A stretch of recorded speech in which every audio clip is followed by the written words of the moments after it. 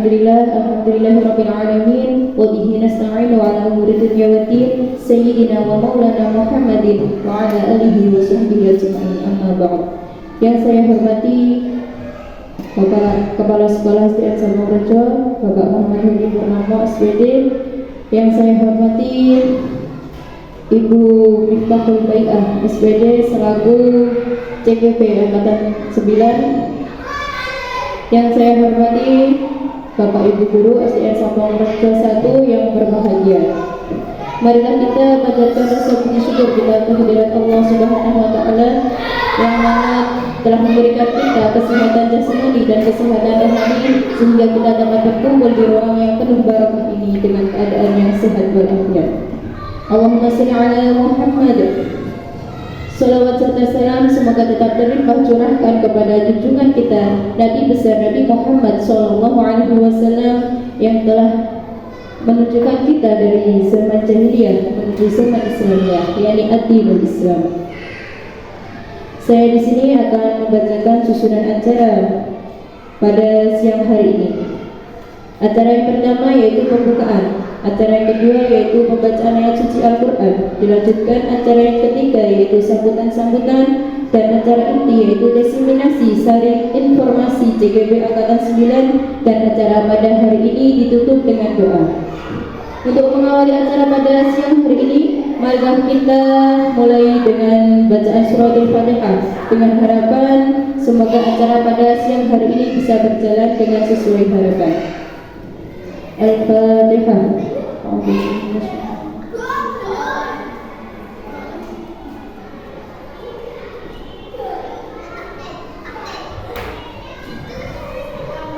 Terima kasih disampaikan. Memasuki acara yang kedua yaitu pembacaan ayat suci Al-Quran yang akan disampaikan oleh siswi kelas 4 Nadine Desvia Trisnanda. Kepadanya dipersilakan.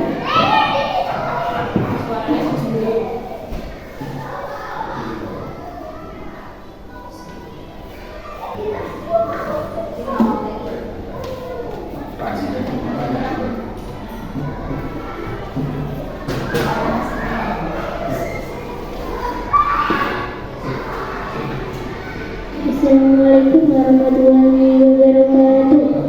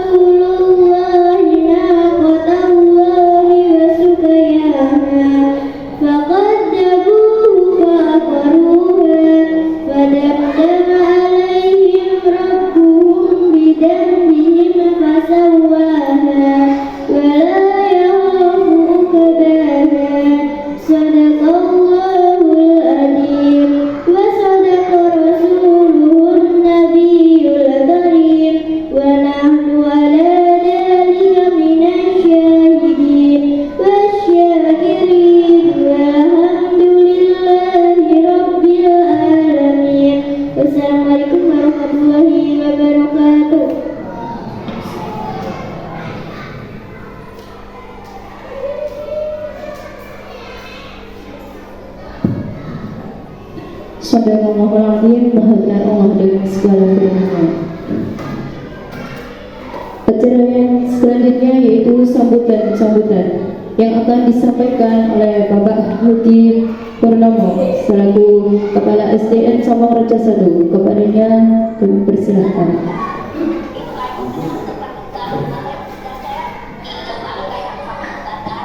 Assalamualaikum warahmatullahi wabarakatuh.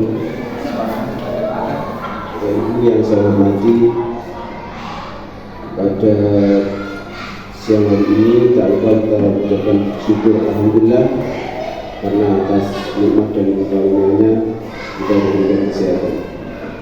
Pada siang hari ini kita patut berbangga bahwa teman kita Ibu Miftahul Bai'ah melaksanakan aksi nyata modul 1.4 tentang diseminasi penyebaran pemahaman dan penerapan budaya positif. Semoga apa yang dilakukan pada hari ini menjadi pedoman kita semua bahwa budaya positif itu penting di sekolahan. Salah satu contoh tadi, anak-anak kita budayakan untuk belajar mengaji, menghafal muhadharah. Ternyata hari ini bisa diwujudkan dalam bentuk yang nyata. Anak kita Nadine sudah bisa membaca dengan berani di depan, itu bagian dari keberanian yang sangat luar biasa. Kita patut apresiasi. Jadi budaya positif penting. Mudah-mudahan Bu Mif selaku CGP nanti menjadi guru penggerak betul dan bisa bergerak dan menggerakkan teman-teman kita supaya mengikuti langkah-langkah Bu Mif. Dan untuk itu mari kita dengarkan apa yang disampaikan, dipaparkan oleh Bu. Terima kasih. Saya kiri. Assalamualaikum warahmatullahi wabarakatuh.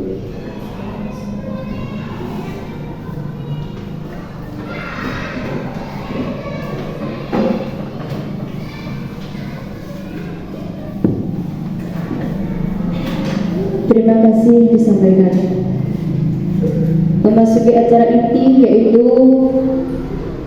sharing informasi CGP Angkatan 9 yang akan disampaikan oleh Ibu Miftahul Bai'ah SPD. Kepadanya kami persilahkan.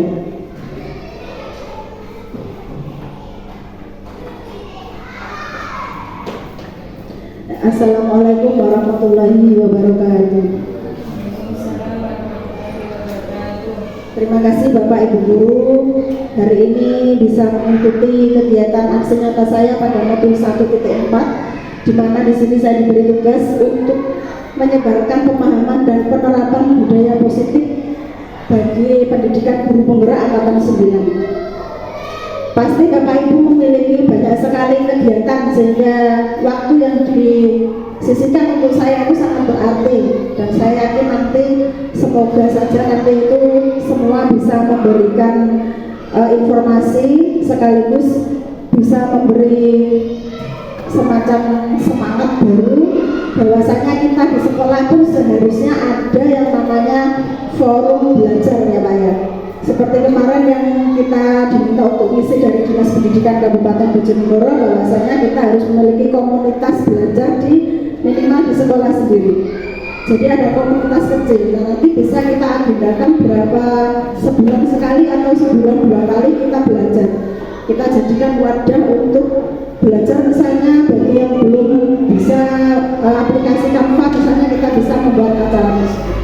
Nah baik Bapak Ibu, pertama mari kita panjatkan puji syukur kehadirat Allah Subhanahu wa taala yang telah memberikan rahmat, taufik, hidayah serta inayahnya kepada kita semua sehingga pada siang hari ini kita bisa melaksanakan kegiatan ini, dan semoga kegiatan ini berjalan lancar dan bisa memberi manfaat untuk semuanya. Kemudian sholawat dan salam semoga kita Allah limpahkan kepada junjungan kita Nabi Muhammad Rasulullah SAW yang telah memberikan petunjuk kepada kita dari zaman jahiliyah menuju zaman Islam. Dan saya di sini sekali lagi saya sampaikan bahwa saya ini bukan menggurui atau memberikan materi sebagai pemateri, bukan, tetapi saya hanya memberikan sharing informasi di mana sudah hampir 2 bulan dan akan dijalankan selama 6 bulan. Itu saya melakukan pendidikan guru penggerak yang nantinya itu harus disampaikan ke guru-guru yang ada di sekolah saya, sehingga barangkali ke depan sekolah kita bisa menjadi sekolah penggerak. Nah, untuk aksi nyata modul 1.4 ini saya akan memberikan penyebaran pemahaman dan penerapan budaya positif. Nah, yang pertama di sini kegiatan ini disampaikan oleh saya, yaitu Miftahul Bai'ah dari SD Negeri Sambung Rejo 1 Kecamatan Sumberjo Kabupaten Bojonegoro pada tahun 2023. Terus kemudian berikutnya bahwasanya konsep inti pada kegiatan ini yaitu pertama adalah perubahan paradigma belajar. Jadi pembelajaran kita itu sekarang ada yang namanya paradigma belajar yang lebih baru, harus ada perubahan. Terus kemudian yang kedua yaitu tentang disiplin positif. Nah, disiplin positif ini misalnya seperti yang sudah kita terapkan setiap pagi kita menjalankan sholat berjamaah untuk anak-anak, sholat duha. Terus kemudian kita juga sudah melakukan tahfidz ya, jadi ngaji setiap hari. Itu termasuk budaya positif, termasuk disiplin positif. Terus kemudian berikutnya yaitu ada yang namanya nilai-nilai kebajikan. Terus berikutnya materi inti kita adalah kebutuhan dasar manusia. Terus selanjutnya yaitu tentang motivasi perilaku manusia, dan yang berikutnya adalah posisi kontrol guru. Jadi nanti guru itu memiliki 5 posisi kontrol, nanti akan dijelaskan. Terus kemudian tentang keyakinan kelas. Jadi kita nanti bagaimana caranya membuat keyakinan kelas. Jadi yang dibenarkan dalam pembelajaran paradigma baru itu bukan peraturan kelas tetapi keyakinan kelas. Terus kemudian berikutnya yaitu tentang segitiga restitusi. Nah, restitusi ini nanti akan dihubungkan ketika guru memberikan hukuman atau guru memberikan konsekuensi atau guru memberikan restitusi. Dari 3 itu mana yang dibenarkan pada perubahan paradigma belajar yang terbaru.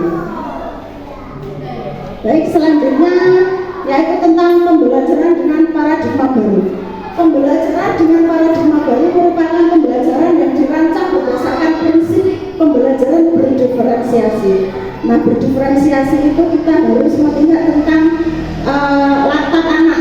Jadi kita tidak bisa menghakimi anak, tapi kita melihat kekurangannya di mana, sehingga apa yang harus kita lakukan menyesuaikan dengan apa yang mereka butuhkan. Kemudian sehingga para peserta didik belajar sesuai kebutuhannya berdasarkan tahap perkembangan dan sesuai dengan teori psikologi modern untuk mewujudkan profil pelajar Pancasila. Oke, berikutnya tentang miskonsepsi tentang teori kontrol. Jadi beberapa waktu ini beberapa pendidik itu ada miskonsep tentang teori kontrol guru, yaitu pertama tentang tentang ilusi guru mengontrol murid. Terus kemudian tentang ilusi bahwa semua penguatan positif dan bermanfaat. Jadi menganggap semua penguatan itu positif, dianggap semuanya bermanfaat.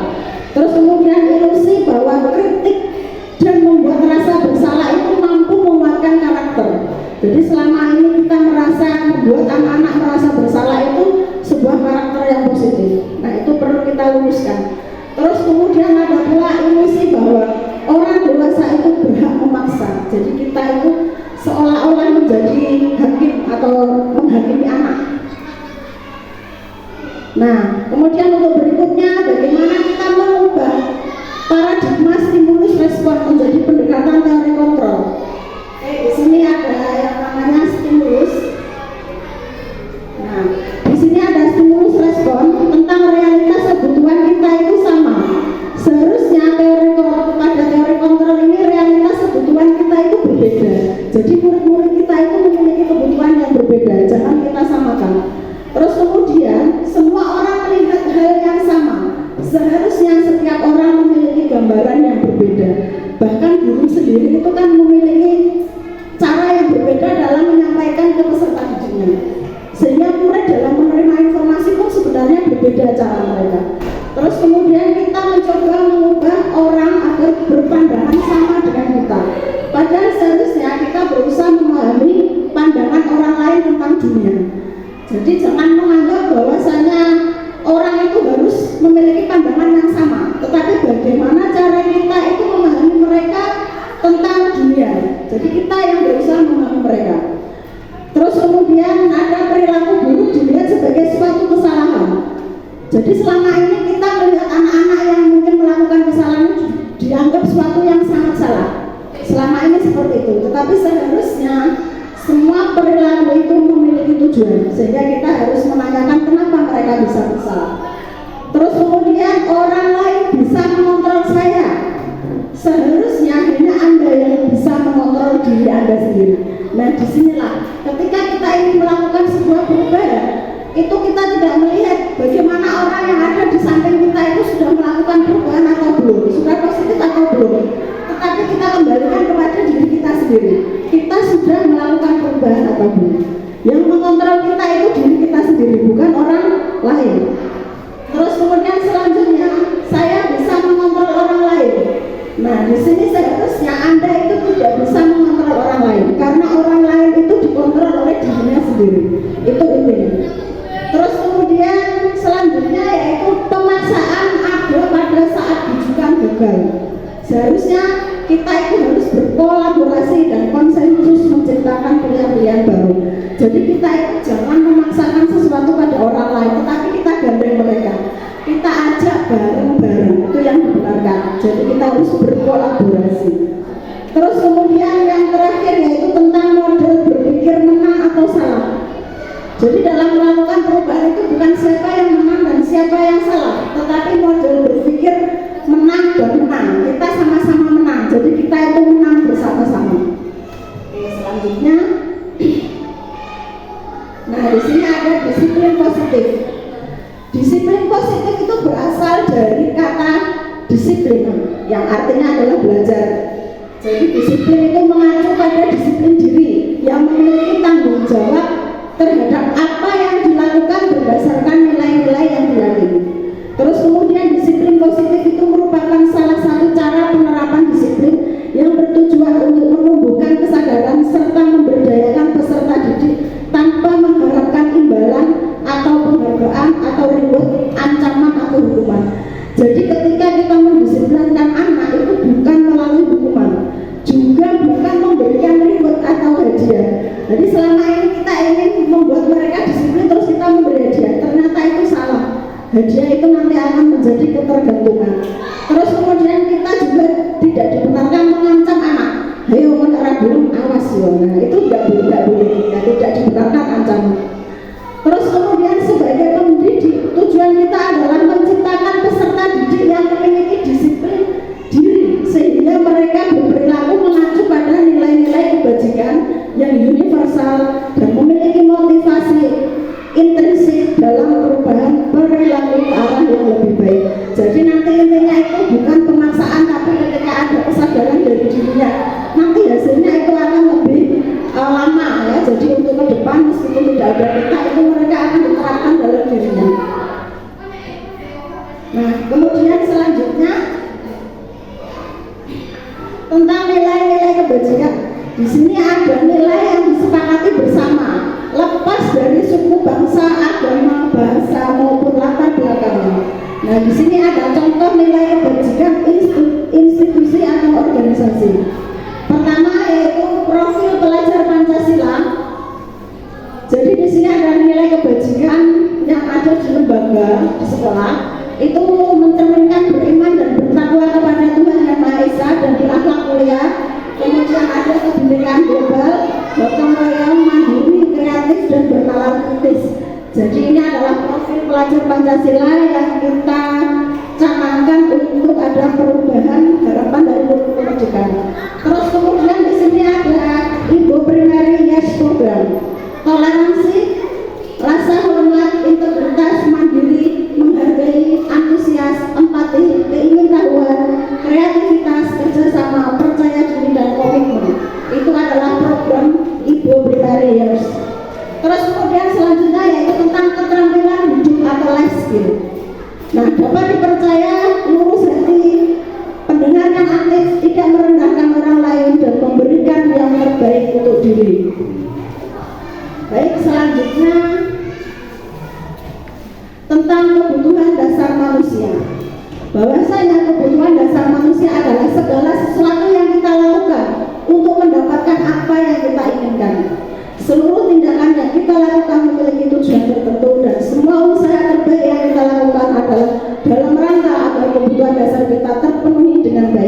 Nah, kebutuhan dasar manusia selama ini yang kita tahu adalah sandang, pangan, papan, itu yang paling primer, ya. Jadi itu intinya. Terus nanti bisa disusul kebutuhan-kebutuhan lainnya yang sekunder. Selanjutnya yaitu tentang 5 kebutuhan dasar manusia. Bisa kita lihat di sini tentang bertahan hidup. Nah, jadi di sini ada bertahan hidup itu tentang makanan, pakaian yang saya sampaikan tadi. Itu untuk bertahan hidup. Kalau tidak ada ini kita mati. Jadi artinya ini sangat urgent. Makan, pakaian, tempat tinggal, keamanan dan kesehatan ini sangat urgent. Tidak bisa diganggu-gugat. Terus kemudian tentang kasih sayang dan rasa diterima. Jadi kita sebagai manusia itu ingin diterima oleh orang lain, ingin dipedulikan, ingin berbagi, ingin bekerja sama dan menjadi bagian dalam sebuah kelompok. Terus kemudian yang berikutnya yaitu penguasaan, harga diri, keinginan untuk dianggap, memimpin, berprestasi, diakui dan didengar. Jadi kita itu harus punya rasa ingin menguasai itu dalam arti berprestasi. Jadi kita itu harus ingin dihargai, kita ingin harga diri, kita itu harus dianggap. Jadi seperti itu. Terus kemudian selanjutnya yaitu mandiri, memiliki pilihan, mencoba hal baru dan mampu mengendalikan arah dirinya. Terus kemudian yang terakhir tentang kesenangan. Setiap manusia itu memiliki kesenangan, ya, bahkan anak kecil saja memiliki kesenangan. Nabi juga memiliki kesenangan. Jadi semua manusia itu memiliki kesenangan. Kalau anak-anak kesenangannya bisa bermain, humor, antusiasme dan tertawa. Jadi hidup itu jangan tegang, harus ada humor, harus ada senyum-senyumnya. Oke, lanjut. Nah, sekarang coba kita akan melihat motivasi perilaku manusia. Nah, di sini pertama, terkadang manusia itu termotivasi untuk menghindari ketidaknyamanan atau hukuman. Ketika kita menerapkan sebuah peraturan, terkadang anak-anak itu hanya ingin terhindar dari hukuman. Terus kemudian motivasi intrinsik yang lainnya adalah untuk mendapatkan imbalan atau penghargaan dari orang lain. Jadi ada anak yang gebut sinaunya, belajarnya karena dia itu cuma ingin mendapatkan peringkat 1. Nah, seharusnya belajar itu karena kebutuhan kita agar lebih pandai, bukan karena kita ingin mendapatkan peringkat sekian-sekian, bukan, ya. Terus kemudian untuk menjadi orang yang mereka inginkan dan menghargai diri sendiri dengan nilai-nilai yang mereka percaya, itu adalah termasuk motivasi intrinsik. Terus kemudian berikutnya yaitu kita akan membahas tentang hukuman. Nah, hukuman itu tidak terencana, tiba-tiba jadi terjadi secara spontanitas.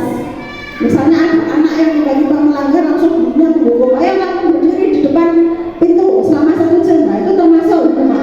Biasanya terjadi secara spontanitas. Terus kemudian murid tidak tahu apa yang akan terjadi dan tidak dilibatkan. Jadi murid sendiri itu tidak menyadari kira-kira saya akan disuruh apa, itu tidak tahu. Itu yang namanya hukuman. Terus kemudian bersifat satu arah. Jadi gurunya yang menentukan. Terus kemudian berupa hukuman fisik atau psikis. Nah, hukuman itu biasanya bisa terjadi berupa fisik, seperti disuruh push up, itu fisik. Tapi kalau psikis itu dibentak sampai dia nangis, itu biasanya itu merupakan hukuman psikis, ya. Jadi dia itu akan selalu mengingat ketika dibentak oleh guru. Terus kemudian tentang konsekuensi. Konsekuensi itu adalah terencana. Jadi sudah direncanakan, sudah disepakati. Jadi konsekuensi ini disebut dengan aturan yang sudah kita pantang, kita sampaikan ke murid. Terus kemudian murid tetap dibuat tidak nyaman, tapi murid itu merasa tidak nyaman karena apa? Aturan itu yang membuat itu gurunya, sekolah biasanya membuat. Terus kemudian sikap guru selalu memonitor murid, jadi murid itu selalu merasa dimonitor. Nah, ini yang diharapkan adalah yang ketiga tentang restitusi. Restitusi adalah proses menciptakan kondisi bagi murid untuk memperbaiki kesalahan. Terus kemudian proses kolaboratif yang mengajarkan murid untuk mencari solusi sendiri.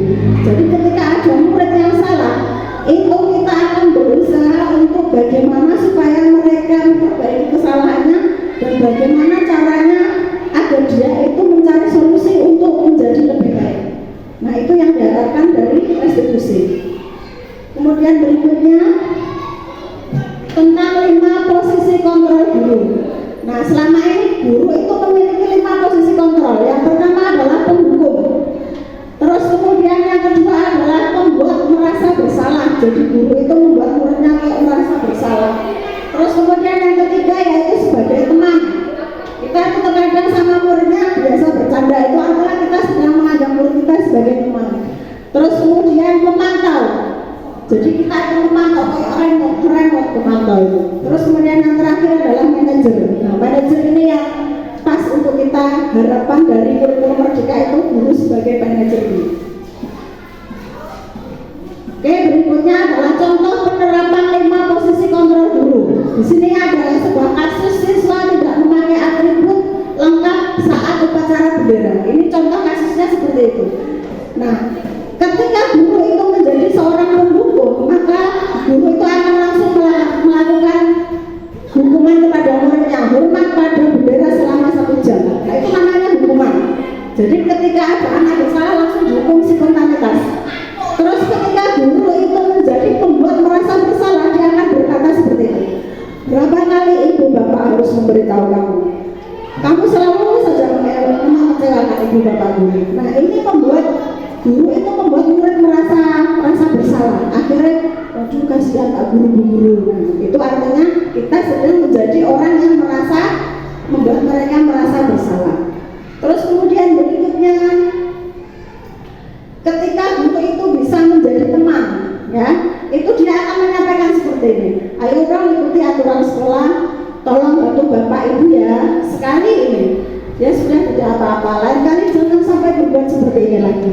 Jadi disampaikan secara datar. Kita tidak ada tekanan, tapi kita memiliki harapan agar dia berubah. Nah, ini ketika kita menjadi seorang guru, tapi bisa menjadi teman untuk murid-murid kita. Terus kemudian yang keempat yaitu ketika guru itu menjadi posisi pemantau. Itu kira-kira seperti ini. Kamu sudah melanggar peraturan sekolah. Kamu tahu konsekuensinya. Setelah upacara kamu beli atribut ya ke koperasi dan jangan diulangi lagi. Jadi di sini tidak ada hukuman, juga tidak memarahi, tetapi memberikan apa masukan agar dia segera membeli atribut baru untuk dipasang. Kemudian yang terakhir ini adalah yang diharapkan pada kurikulum Merdeka, yaitu sebagai manajer. Jadi harapannya guru itu sebagai manajer. Kira-kira kurang lebihnya seperti ini. Apakah kamu tahu kesalahanmu? Kira-kira bagaimana kamu memperbaiki kesalahanmu? Jadi kita itu membuat anak itu sadar apa sih kesalahannya, membuat dia berpikir. Kemudian apa yang harus dia perbaiki untuk memperbaiki kesalahan itu sebagai manajer. Jadi kita tidak mendikte, tapi membuat dia berpikir untuk lebih baik. Oke, berikutnya coba kira-kira posisi kontrol apakah aku? Nah, di sini coba kalau saya kecewa sekali dengan kamu, kira-kira ini posisi apa ini? Ayo Bapak Ibu, posisi apa ini kira-kira? Saya kecewa sekali dengan kamu. Tidak berhasil. Ya, jadi ini termasuk membuat rasa bersalah pada murid kita, ya. Karena kita menunjukkan bahwa kita itu kecewa. Terus kemudian kamu tidak pernah benar melakukannya. Ini kira-kira posisi kontrol apa?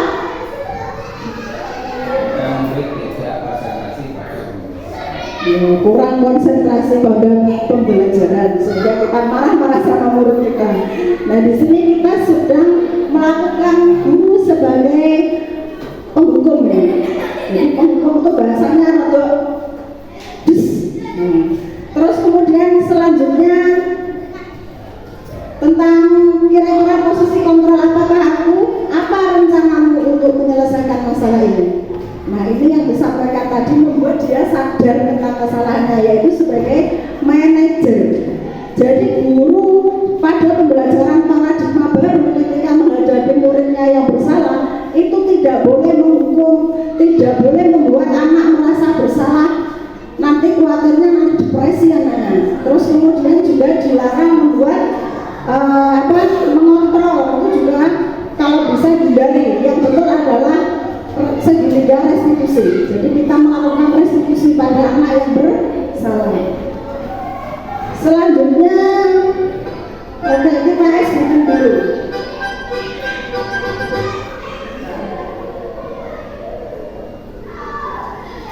Ya Bapak Ibu berdiri sebentar, kita ice breathing. Tidak ngantuk. Olahraga, ayo berdiri semuanya. Berdiri sebentar. Ngantuk.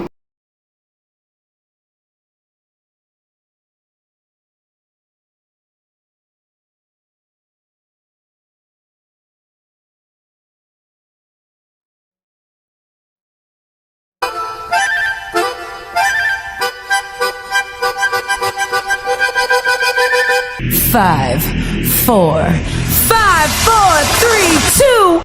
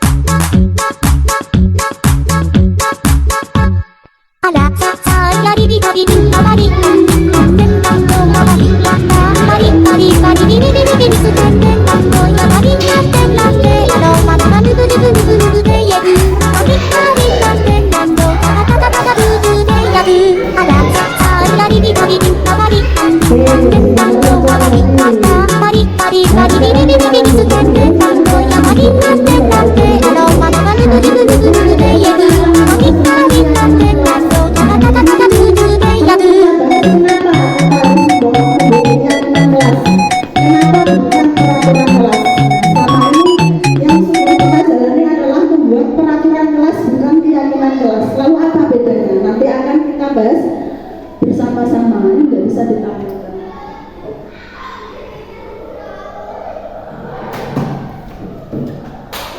Oke, berikutnya panah online di panah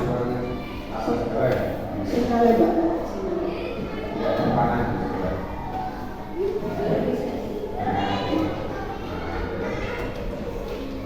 Oke, nah sekarang kita akan tentang pembentukan keyakinan kelas. Pembentukan keyakinan kelas itu yang pertama bersifat abstrak, terus kemudian berupa pernyataan universal. Jadi kalau universal itu umum, lebih umum pernyataannya. Terus kemudian dibuat dalam pernyataan positif. Pernyataan positif itu misalnya kalau negatif kan seperti ini, jangan buang sampah sembarangan. Nah kalau kita rubah menjadi pernyataan positif itu adalah buanglah sampah pada tempatnya. Jadi beda ya, anak itu kalau dilarang jangan itu biasanya cenderung melakukan. Tetapi kalau diajak, ayo buanglah sampah pada tempatnya, itu lebih akan ditaati daripada jangan membuang sampah sembarangan.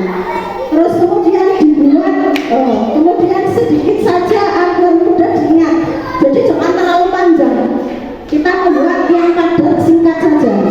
Terus kemudian sesuai dengan kondisi kelas dan sekolah sehingga mudah diterapkan. Jadi kita membuat aturan misalnya harus mulai IT, bahkan sekolah kita misalnya belum menyediakan fasilitas. Jadi kalau membuat keyakinan kelas itu yang sesuai dengan kondisi kelas kita.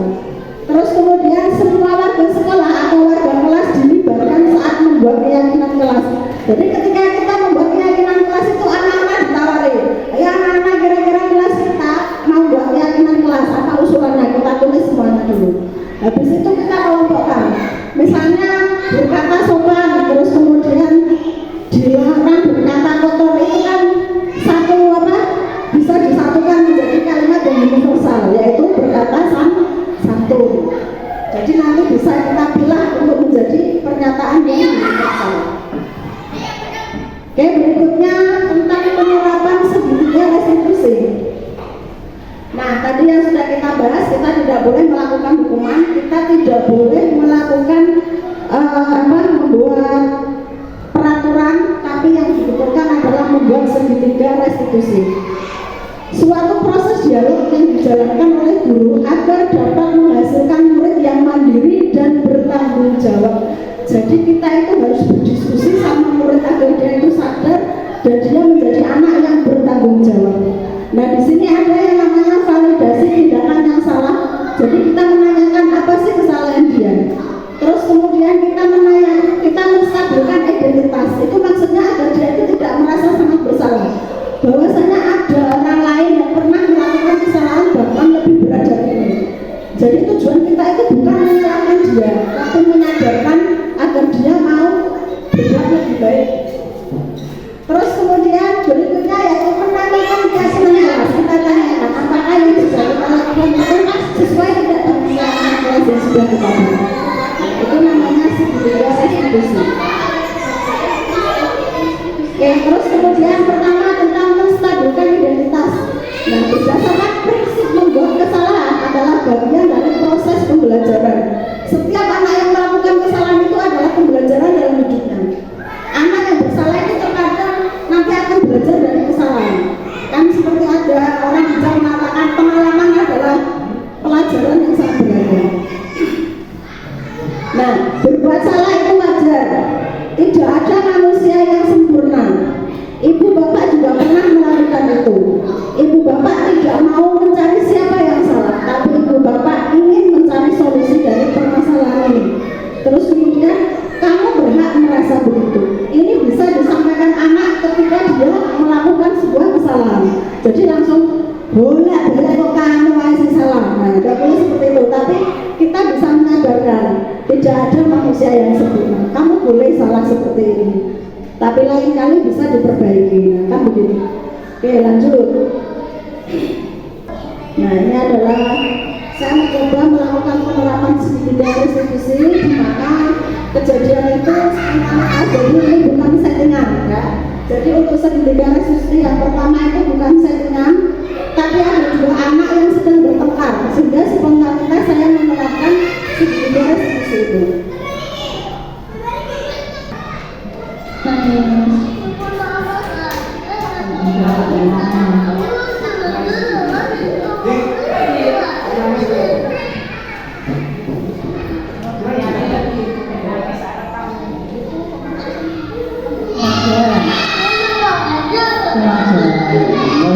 Yang saya yang mana yang sakit?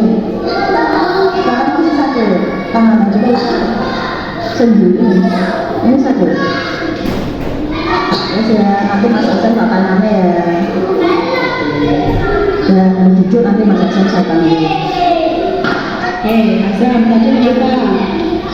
Tadi bukan kita menjaga kami dikembali. Siapa kemudian dulu siapa? Tadi dulu. Terus itu baik orang percaya. Terus anda percaya dulu. Sampai enggak?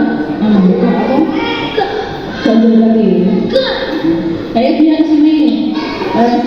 Jadi Mas Azhar sampean jadi pindah kursi ya.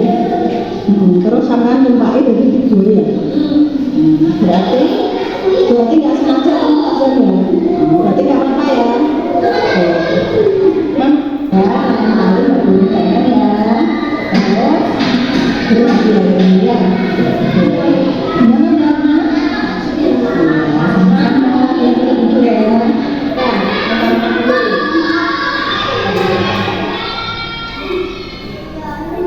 Nah, jadi di situ saya memberikan penerapan segitiga restitusi ketika ada dua anak yang sama-sama melakukan kesalahan. Ketika ada anak yang bertengkar itu dua-duanya sebenarnya salah.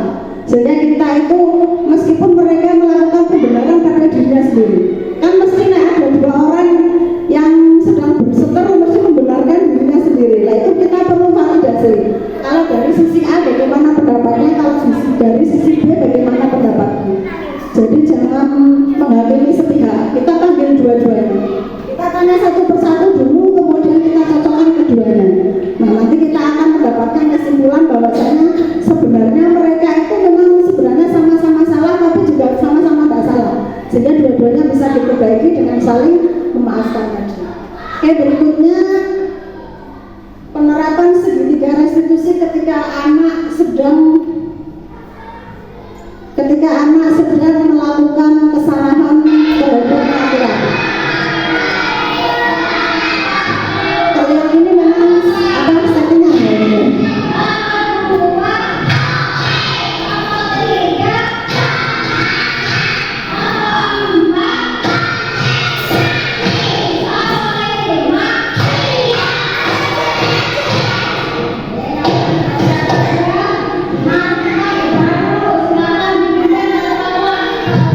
Ya.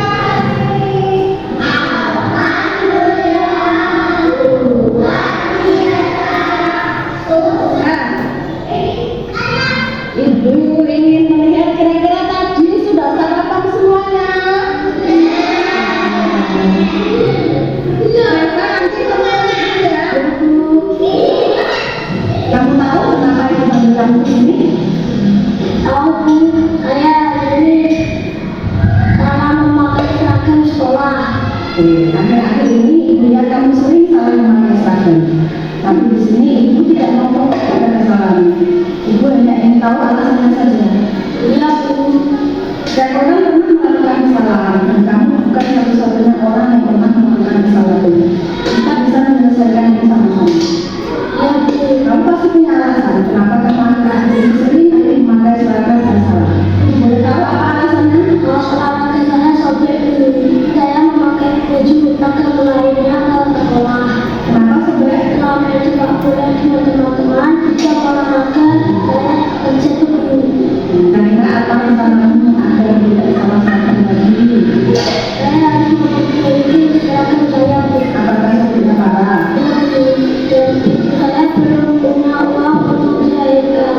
Sudah dijahit ibu, tapi kurang rapi karena banyak lubang dan sobeknya.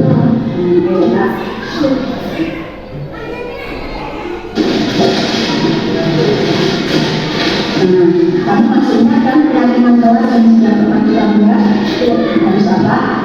Memakai Harus memakai seragam. dari sini kaos seragam yang bisa kamu pakai biar kamu bisa berseragam seperti teman-teman. Terima kasih, Bu. Saya akan berusaha tidak salah seragam lagi. Saya dari usaha kamu sekarang silahkan kembali ke sekolah. Sekali lagi, terima kasih, Bu. Assalamualaikum.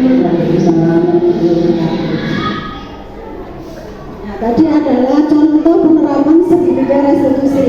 Jadi ketika kita nanti menghadapi anak kita atau anak-anak yang salah, jangan langsung dimarahi. Kita tanyakan dulu alasannya apa, kenapa dia bisa bersalah. Coba kita menjadi pendengar yang baik untuk mereka. Terus kemudian kita pancing apa yang bisa dia lakukan agar dia bisa memperbaiki kesalahan tersebut. Nah, itu pun bisa kita terapkan kepada anak-anak kita di rumah. Jangan langsung marah-marah. Tanyakan dulu alasannya apa, kenapa bisa seperti ini. Oke, lanjut ya. Tinggal sedikit. Oke, saya kira ini cukup karena untuk penerapan segitiga restitusi tadi itu adalah hanya contoh. Jadi nanti mungkin kita bisa menemui masalah yang berbeda. Pada intinya nanti kita jangan menghakimi dia. Coba kita belajar menjadi manajer. Jadi kita dengarkan keluhannya ada apa, terus bagaimana agar dia bisa memperbaiki kesalahannya tersebut. Mungkin ini saja karena ini hanya sharing informasi. Barangkali ada saya yang kurang betul dalam menyampaikan, nanti bisa melihat di platform Merdeka Belajar karena di situ juga sudah dipublish dan bisa diakses oleh semua guru melalui akun belajar ID-nya masing-masing. Terima kasih Bapak Ibu. Sekali lagi saya sampaikan di sini saya tidak bermaksud menggurui karena saya hanya ada tuntutan tugas dan saya pun harus berkolaborasi dengan teman-teman untuk menyampaikan apa yang sudah saya dapatkan agar ilmu itu kan katanya nggak boleh dipendam sendiri, harus disampaikan kepada yang lain. Oke, sekian dulu dari saya, kurang lebihnya saya mohon maaf. Wassalamualaikum warahmatullahi wabarakatuh.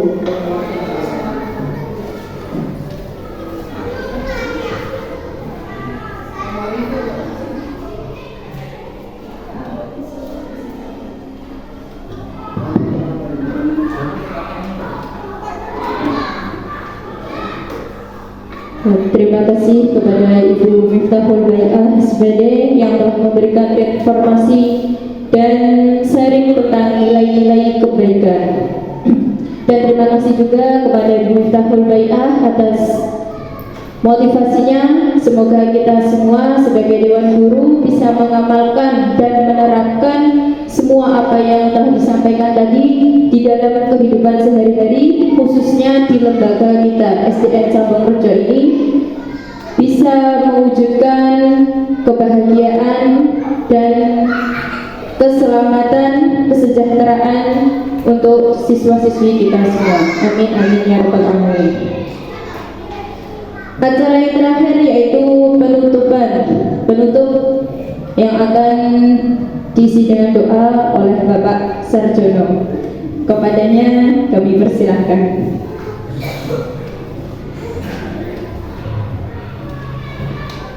Terima kasih untuk acara pada siang hari ini mudah-mudahan mendapatkan berkah dan dapat kita laksanakan dalam kegiatan belajar mengajar di SD Samudra 1 ini.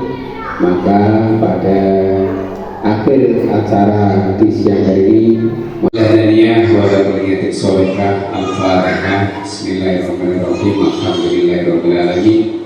Ar-Rahmanir-Rahim. Maliki yaumiddin. Iyyaka na'budu wa iyyaka nasta'in. Ihdinas siratal mustaqim. Siratal ladzina an'amta 'alaihim ghairil maghdubi 'alaihim waladdallin. Wa salli ala sayyidina Muhammadin wa ala sayyidina Muhammad. Alhamdulillahirabbil alamin. Allahumma shalli ala sayyidina Muhammadin salatan ahwali wa afat wa tadhiyana bi jami'i hajat wa tuqaduna bi jami'i syai'at wa tarfa'ana bi jami'i tahiyat wa tuqaduna bi jami'i syai'at wa tadhiyana. Allahumma taqabbal du'a'ana wa hajatina wa maqsudina ala hadzal baramid. Allahumma taqabbal hadhihi hajatina wa maqsudina wa jami'i ibadatina ya mujib as-sa'il rahmatika ya arhamar rahimin. Rabbana atina fid dunya hasanah wa fil akhirati hasanah wa qina adzabannar. Semoga senantiasa alhamdulillahirabbil alamin. Assalamualaikum warahmatullahi wabarakatuh.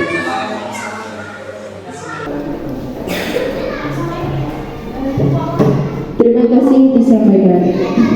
Bapak dan Ibu guru yang berbahagia, acara demi acara telah kita lalui. Saya selaku pembawa acara, saya mohon maaf yang sebesar-besarnya apabila ada salah kata. Wal afu minkum wallahul muwaffiq ila aqwamit thoriq. Wassalamualaikum warahmatullahi wabarakatuh.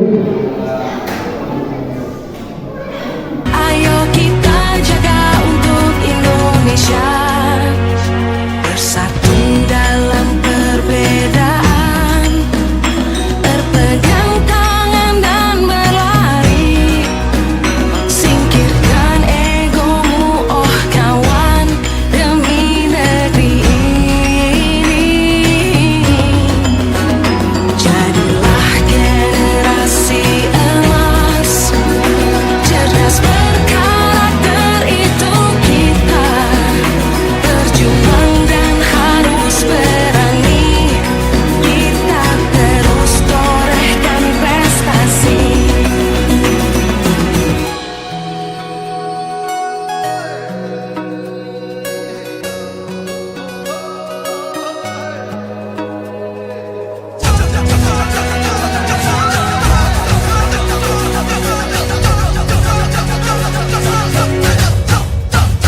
Kita belajar Pancasila, kita bernafas dalam sila-silanya. Kita belajar Pancasila, ayo kita jaga untuk Indonesia. Kita belajar Pancasila, kita bernafas dalam sila-silanya. Kita belajar Pancasila, ayo kita jaga untuk Indonesia. Ayo kita jaga untuk Indonesia, bersatu dalam perbedaan, berpegang tangan dan berlari, singkirkan egomu oh kawan, demi negeri ini. Jadilah generasi emas, cerdas berkarakter itu kita.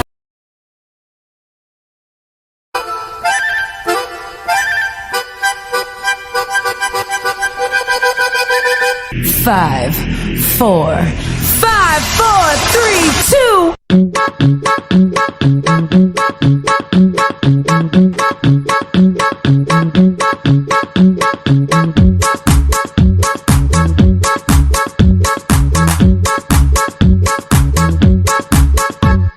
あらささやりりがりりんあまりかんるんらんれんらんろわらびかたパリパリパリリリリリリリスてんれんらんろやわりんなんてんなんであのまらまぬぶぬぶぬぶぬぶで言えるパリパリんなんでんなん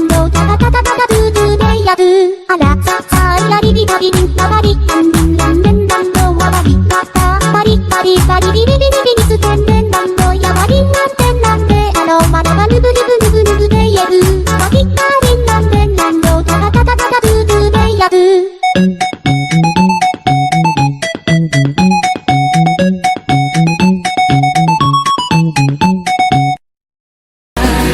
Berjuang dan harus berani, kita terus torehkan prestasi.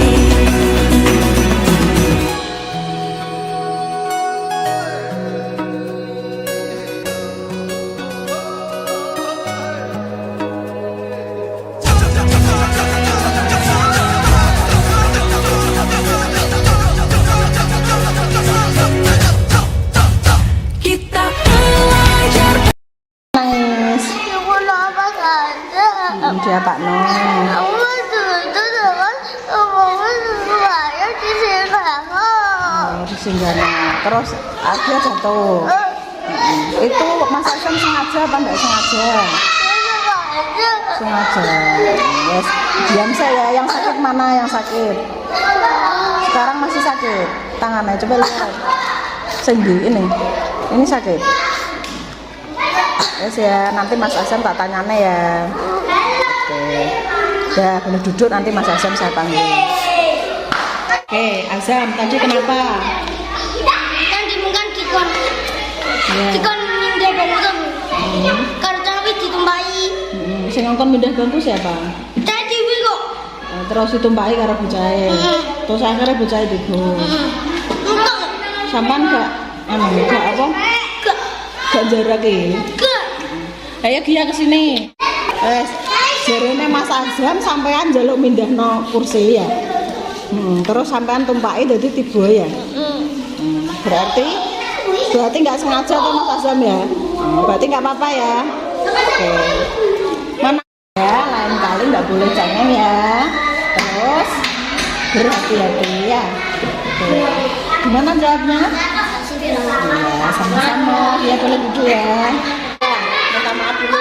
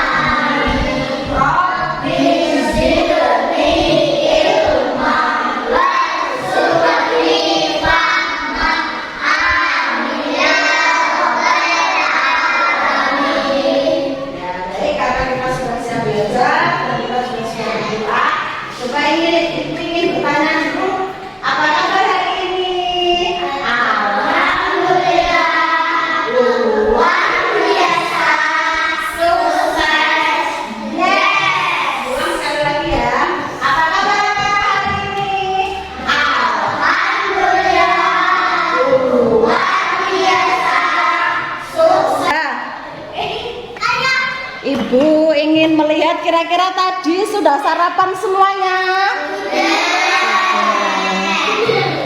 Reva nanti nemenin ibu ya. ya bu Kamu tahu kenapa ibu panggil kamu ke sini? tahu bu saya hari ini salah memakai seragam seragam sekolah. Oke, akhir-akhir ini Ibu lihat kamu sering salah memakai seragam. Tapi di sini Ibu tidak mau fokus pada kesalahanmu. Ibu hanya ingin tahu alasannya saja. Iya Bu. Setiap orang pernah melakukan kesalahan dan kamu bukan satu-satunya orang yang pernah melakukan kesalahan ini. Kita bisa menyelesaikan ini sama-sama. Iya Bu. Kamu pasti punya alasan kenapa kamu akhir-akhir ini sering kali memakai seragam yang salah. Boleh tahu apa alasannya? Kaos olahraga saya sobek Bu. Saya memakai baju seragam lainnya ke sekolah. Kenapa sobek? Setelah main sepak bola dengan teman-teman, di jam olahraga saya terjatuh Bu. Kira-kira apa rencanamu agar tidak salah seragam lagi?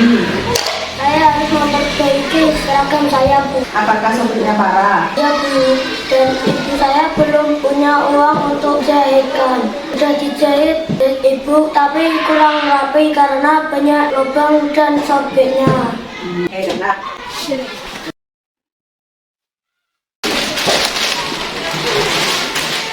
Nah, kamu masih ingat kan keyakinan kelas yang sudah pernah kita buat? Ya, Harus apa? Memakai? harus memakai seragam. Oke, baik. Ini ibu punya kaos seragam yang bisa kamu pakai biar kamu bisa berseragam seperti teman-teman yang lain. Ya, Bu. Terima kasih Bu, saya akan berusaha tidak salah seragam lagi. Saya hargai usaha kamu. Sekarang silahkan kembali untuk masuk kelas. Ya Bu, sekali lagi terima kasih Bu. Assalamualaikum. Waalaikumsalam warahmatullahi wabarakatuh.